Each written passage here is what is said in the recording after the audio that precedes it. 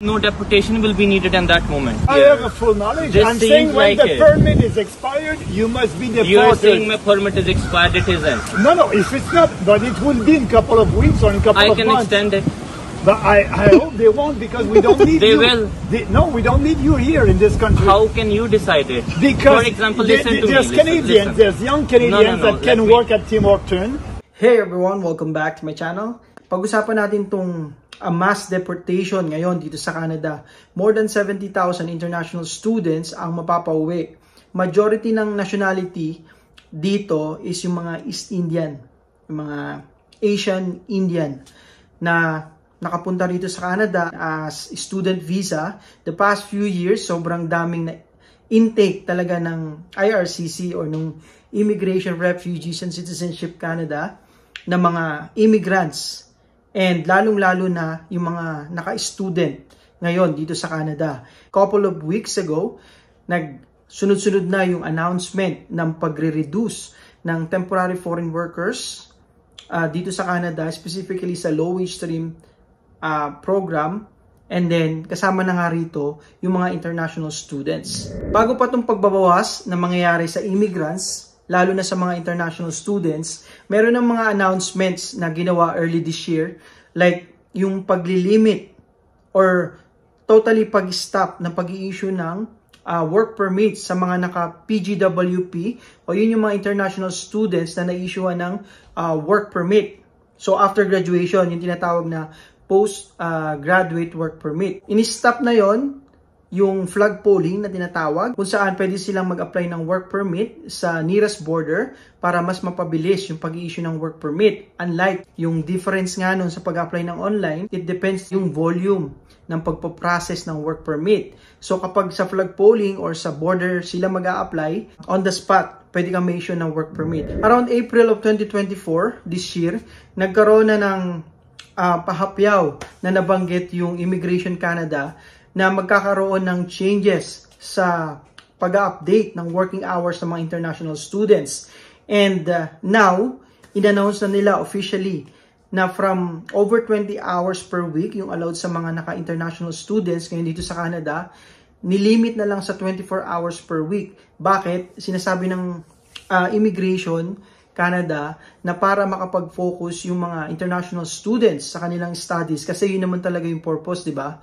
Kung kayo mag-aaral sa ibang bansa, as much as possible, you have to learn talaga yung inaral nyo like dito sa Canada. Hindi yung pupunta lang sila dito and then may ibang purpose. Malaki yung magiging epekto nitong mga major changes ngayon para sa mga international students dito sa Canada.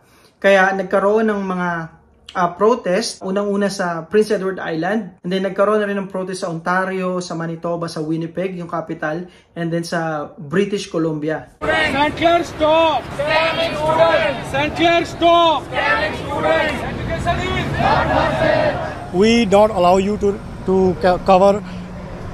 capture our girls on your camera. Oh, we're capturing everybody. Immigration Masters students will need to secure a full-time job in a skilled occupation on a minimum 1-year contract before they can apply for permanent residency. Protesters say this will make it harder for graduates to start their lives. Ganon kahirap yung status ng mga international students ngayon dito sa Canada. Kaya yung mga umaasa na magkakaroon ng PR pathway or ma-process yung papel nila as permanent residents and later citizen, mag-isip-isip muna kayo. Planuhin maigi yung mga papunta pa lang dito. Make sure na ang kukunin yung course is may direct or real pathway para maging permanent residents kayo. Kasi nabago na yon a few months ago na mostly yung mga naka-doctoral degree and then masteral degree na education. Ngayon, limited na. Naghigpit na talaga sila. Nagbago yung rules, gaya nga ng sabi ko dito sa Canada, constantly nagbabago yung policy ng immigration. I'm not sure if yung mga international students na nakapunta rito sa Canada, if aware sila or nasabihan sila regarding doon, pero ganun talaga rito yung policy. Naghigpit sila and nagbago nga ng rules kasi yung economy ng Canada medyo naghihirap ngayon. Yung housing or pabahay, kulang na kulang. Kaya yun yung naging cause ng mataas na rent and then hirap makabili ng bahay yung mga Canadians and then residents. Pangalawa, yung access sa social welfare. yung healthcare, sobrang ang haba ng pila kasi bakit? Yung mga international students, pwede nilang dalhin yung family nila. Kung yung partner nila o yung asawa nila, dadalhin nila rito, pwedeng magtrabaho yon and then maka-access sa healthcare, pati yung mga bata or children na maisasama nila.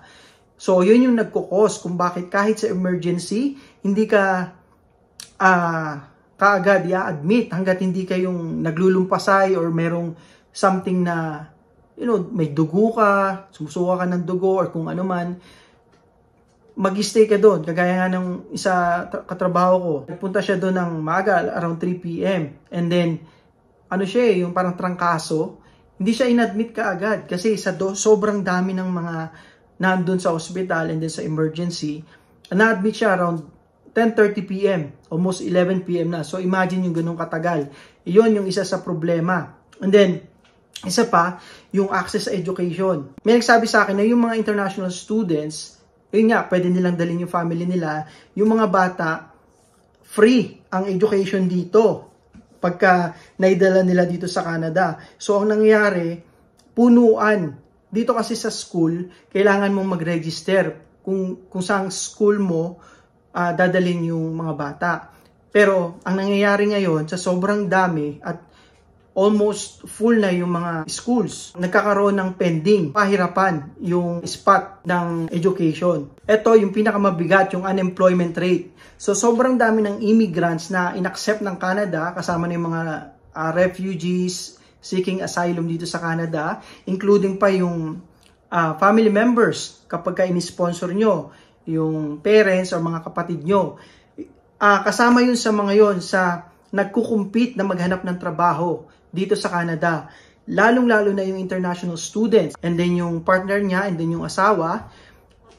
Imagine mo sa ganong daming international students pa lang, over 300,000 ang dumating dito sa Canada kasama yung family. Ang nakikipag-compete sa mga residents and then Canadian citizens dito sa Canada para maghanap ng trabaho. Ang problema kasi, nakukuha yung entry-level jobs like sa mga restaurants, sales, fast food, or kung ano mang may consider na entry-level job, which is dapat talaga para sa mga Canadians, teenagers, na mag-uumpisa pa lang makapag-experience na magtrabaho. Isa pa yung election na mangyayari next year. Sobrang mabigat. Maraming Canadians, residents ang nagre-reklamo talaga. And yung pressure sa federal government na hindi na control yung dami ng immigrants na napunta dito sa Canada. And hindi rin natin masisisi yung mga immigrants, lalo na yung mga international students, which is focus nitong video, kasi karamihan sa kanila talaga na expose or naloko ng mga agency or ibang sino mang consultants na nagikayat sa kanila na magpunta sa Canada dahil may easy pathway for permanent residents, which is hindi naman talaga ganun kadali. Kapag nagbago yung rules sa Canada, kailangan nilang sundin.